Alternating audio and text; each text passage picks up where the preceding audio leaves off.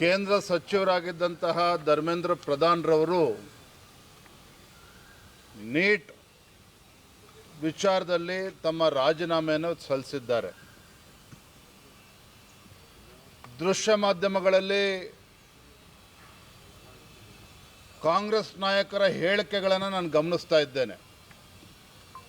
ತಮ್ಮ ಹೋರಾಟಕ್ಕೆ ಸಂದಿರ್ತಕ್ಕಂಥ ಗೆಲುವು ಅಂತೇಳಿ ರಾಹುಲ್ ಗಾಂಧಿ, ಪ್ರಿಯಾಂಕಾ ಗಾಂಧಿ ಆದಿಯಾಗಿ ರಾಜ್ಯದ ಕಾಂಗ್ರೆಸ್ ಪುಡಾರಿಗಳು ಕೂಡ ಹೇಳಿಕೆಗಳನ್ನು ನೀಡ್ತಾ ಇದ್ದಾರೆ, ತಮ್ಮ ಹೋರಾಟದ ಗೆಲುವು ಅಂತೇಳಿ.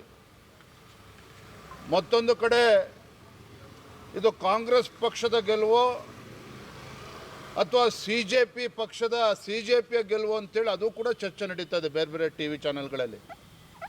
ನಾನು ಹೇಳ್ತಾ ಇದ್ದೇನೆ, ಧರ್ಮೇಂದ್ರ ಪ್ರಧಾನ್ರವರು ತಮ್ಮ ಜೀವನದುದ್ದಕ್ಕೂ ಸಹ ಈ ದೇಶದ ವಿದ್ಯಾರ್ಥಿಗಳ ಧ್ವನಿಯಾಗಿ ಅಖಿಲ ಭಾರತೀಯ ವಿದ್ಯಾರ್ಥಿ ಪರಿಷತ್ ABVPಯ ಮುಖೇನ ವಿದ್ಯಾರ್ಥಿಗಳ ಧ್ವನಿಯಾಗಿ ಹಲವಾರು ವರ್ಷಗಳಿಂದ ಹೋರಾಟವನ್ನು ಮಾಡ್ಕೊಂಡು ಬಂದಿರತಕ್ಕಂಥವ್ರು. ದುರದೃಷ್ಟ ಇವತ್ತು ನೀಟ್ ಪ್ರಶ್ನೆ ಪತ್ರಿಕೆ ಲೀಕ್ ಆಗಿರುವಂಥದ್ದು, 20ಕ್ಕೂ ಹೆಚ್ಚು ವಿದ್ಯಾರ್ಥಿಗಳು ಆತ್ಮಹತ್ಯೆ ಮಾಡ್ಕೊಂಡಿರ್ತಕ್ಕಂಥದ್ದು, ಇದು ಯಾರೂ ಕೂಡ ಒಪ್ಕೊಳ್ತಕ್ಕಂಥ ಪ್ರಶ್ನೆ ಇಲ್ಲ, ನೋವು ತಂದಿರುವಂಥ ಸಂಗತಿ. ಆದರೆ ಇಂಥ ಸಂದಿಗ್ಧ ಪರಿಸ್ಥಿತಿಯಲ್ಲಿ ವಿದ್ಯಾರ್ಥಿಗಳು ದೆಹಲಿಯಲ್ಲಿ ಶಾಂತಿಯುತವಾಗಿ ಪ್ರತಿಭಟನೆ ಮಾಡ್ತಾ ಇದ್ದಾರೆ. ವಿದ್ಯಾರ್ಥಿಗಳ ಪ್ರತಿಭಟನೆಯನ್ನು ದುರುಪಯೋಗ ಪಡಿಸ್ಕೊಂಡು ತಮ್ಮ ರಾಜಕೀಯ ಬೇಳೆಯನ್ನು ಬೇಯಿಸ್ಕೊಳ್ತಕ್ಕಂಥ ಷಡ್ಯಂತ್ರ ಕುತಂತ್ರಗಳು ನಡೀತಾ ಇದ್ದಾವೆ. ರಾಹುಲ್ ಗಾಂಧಿ ಕಾಂಗ್ರೆಸ್ ಪಕ್ಷ ತಮ್ಮ ರಾಜಕೀಯ ಭವಿಷ್ಯವನ್ನು ರೂಪಿಸ್ಕೊಳ್ಳೋದಕ್ಕೆ ವಿದ್ಯಾರ್ಥಿಗಳ ಭವಿಷ್ಯದ ಜೊತೆ ಚೆಲ್ಲಾಟ ಆಡ್ತಾ ಇರ್ತಕ್ಕಂಥದ್ದು ಕೂಡ ನಾವು ನೋಡ್ತಾ ಇದ್ದೇವೆ. ಇದರ ಜೊತೆಗೆ ಕೆಲವು ಸಮಾಜಘಾತುಕ ಶಕ್ತಿಗಳು ಕೂಡ ಈ ದೇಶದಲ್ಲಿ ಒಂದು ಅಭದ್ರತೆಯನ್ನು ನಿರ್ಮಾಣ ಮಾಡಬೇಕು, ಈ ದೇಶದಲ್ಲಿ ಒಂದು ಅರಾಜಕತೆ ಸೃಷ್ಟಿ ಮಾಡಬೇಕು. ಇದನ್ನು ನಾನು ಹೇಳ್ತಾ ಇಲ್ಲ, ವಾಂಗ್ಚುಕ್ ಅವರು ತಮ್ಮ ಉಪವಾಸ ಸತ್ಯಾಗ್ರಹದಿಂದ ಹಿಂದೆ ಸರಿಬೇಕಾದ್ರೆ ಇದನ್ನು ಕೂಡ ಅವ್ರು ಹೇಳಿದ್ದಾರೆ. ವಿದ್ಯಾರ್ಥಿಗಳ ಹೋರಾಟವನ್ನು ಕೆಲವು ಸಮಾಜಘಾತುಕ ಶಕ್ತಿಗಳು ದುರುಪಯೋಗ ಪಡಿಸ್ಕೊಳ್ತಾ ಇದ್ದಾವೆ, ಅದಕ್ಕೋಸ್ಕರ ನಾವು ಉಪವಾಸವನ್ನು ಹಿಂತೆಗೆದುಕೊಳ್ತಾ ಇದ್ದೇನೆ ಅನ್ನೋ ಮಾತನ್ನು ವಾಂಗ್ಚುಕ್ ಅವರು ಕೂಡ ಹೇಳಿದ್ದಾರೆ. ಮಹಾರಾಷ್ಟ್ರದಲ್ಲಿ, ಬಿಹಾರ್ನಲ್ಲಿ, ಕರ್ನಾಟಕ ರಾಜ್ಯದಲ್ಲಿ, ದೇಶದ ಬೇರೆ ಬೇರೆ ರಾಜ್ಯಗಳಲ್ಲಿ ಇಂಥ ದುಷ್ಟ ಶಕ್ತಿಗಳು ಇವತ್ತೇನು ವಿದ್ಯಾರ್ಥಿಗಳ ಹೆಸರಲ್ಲಿ ಬೆಂಕಿ ಎತ್ತಕ್ಕಂಥ ಕೆಲಸ ಮಾಡೋದಕ್ಕೆ ಹೊರಟಿದ್ದಾರೆ, ವಿದ್ಯಾರ್ಥಿಗಳ ಭವಿಷ್ಯಕ್ಕೆ ಕೊಳ್ಳಿಡ್ತಕ್ಕಂಥ ಕೆಲಸವನ್ನು ಮಾಡೋದಕ್ಕೇನು ಹೊರಟಿದ್ದಾರೆ. ಇದರಿಂದ ಎಚ್ಚೆತ್ತುಕೊಂಡು ಇವತ್ತು ಧರ್ಮೇಂದ್ರ ಪ್ರಧಾನ್ರವರು, ಮಾನ್ಯ ಸಚಿವರು ತಾವೇ ಮುಂದೆ ಬಂದು ರಾಜೀನಾಮೆಯನ್ನು ಕೊಟ್ಟಿದ್ದಾರೆ.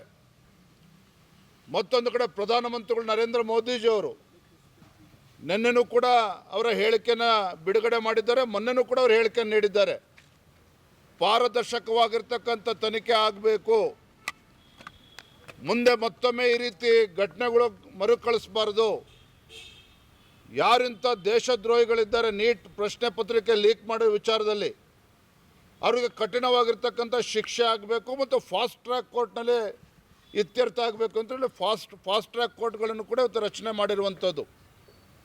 ಇಷ್ಟೆಲ್ಲ ಆಗಿದ್ರೂ ಸಹ ವಿದೇಶದಲ್ಲಿ ಮೋಜು ಮಾಡ್ತಾ ಇದ್ದಂಥ ರಾಹುಲ್ ಗಾಂಧಿಯವರು ವಿದ್ಯಾರ್ಥಿಗಳ ಹೋರಾಟ ದಿನೇ ದಿನೇ ಹೆಚ್ಚಾಗ್ತದೆ ಅಂತೇಳಿ ಅರ್ಥ ಮಾಡಿಕೊಂಡು ರಾತ್ರೋರಾತ್ರಿ ಬಂದು ಏನು ಕಳೆದ 10-12 ವರ್ಷದಿಂದ ದೇಶದ ಜನರ ವಿಶ್ವಾಸವನ್ನು ಗೆಲ್ತಕ್ಕಂಥ ನಿಟ್ಟಿನಲ್ಲಿ ವಿಫಲರಾಗಿರ್ತಕ್ಕಂಥ ರಾಹುಲ್ ಗಾಂಧಿಯವರು ಕಾಂಗ್ರೆಸ್ ಪಕ್ಷ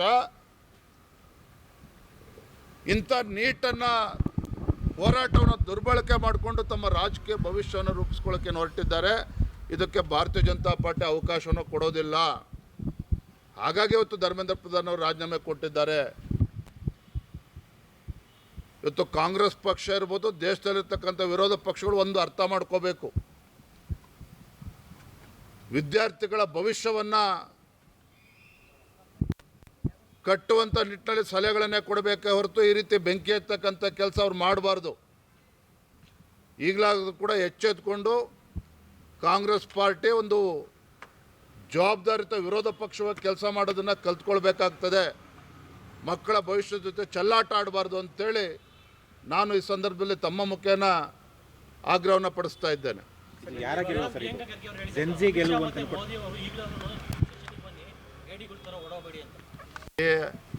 ಅವನ್ಯಾರೇ ಪ್ರಿಯಾಂಕಾ ಖರ್ಗೆ, ಆ ಮನುಷ್ಯನಿಗೆ ಏನಾರ ತಾಕತ್ತಿದ್ರೆ ದಮ್ಮಿದ್ರೆ ಇವತ್ತು ಬೆಂಗಳೂರಲ್ಲಿ ಏನು ನಡೆದಿದೆ ನೋಡಲಿ. ವಿದ್ಯಾರ್ಥಿಗಳ ಹೋರಾಟದ ನೆಪದಲ್ಲಿ ಇವತ್ತು ಉಮರ್ ಖಾಲಿದ್ದು ಶಾರ್ಜಿಲ್ ಇಮಾಮ್ ಜಿಂದಾಬಾದ್ ಅಂತೇಳಿ ಘೋಷಣೆ ಕೂಗ್ತಾ ಇದ್ದಾರೆ. ಈ 4 ಗೃಹ ಸಚಿವ ಎಲ್ಲಿ ಮಲ್ಕೊಂಡಿದ್ದಾನೆ ಅವನು ಅದನ್ನು ಕೇಳಿ. ಇಂಥವ್ರನ್ನ ಹಿಡ್ಕೊಂಡು ಇವತ್ತು ಗೃಹ ಸಚಿವರು ಇಂಥ ಬೆಂಕಿ ಎತ್ತಕ್ಕಂಥ ಕೆಲಸಕ್ಕೆ ಇನ್ಯಾರು ಬೇಡ, ಪ್ರಿಯಾಂಕಾ ಖರ್ಗೆ ಅಂತವ್ರು ಇನ್ನೊಂದಿಬ್ರು ಹುಡ್ಕೊಂಡ್ರೆ ಸಾಕು. ಈ ದೇಶದಲ್ಲಿ ಗೃಹ ಸಚಿವರಾಗಿ ಜವಾಬ್ದಾರಿಯುತವಾಗಿ ನಡ್ಕೊಳ್ಳೋದನ್ನು ಫಸ್ಟ್ ಕಲೀಲಿ. ನಾನು ಮತ್ತೊಮ್ಮೆ ಹೇಳ್ತಾ ಇದ್ದೇನೆ,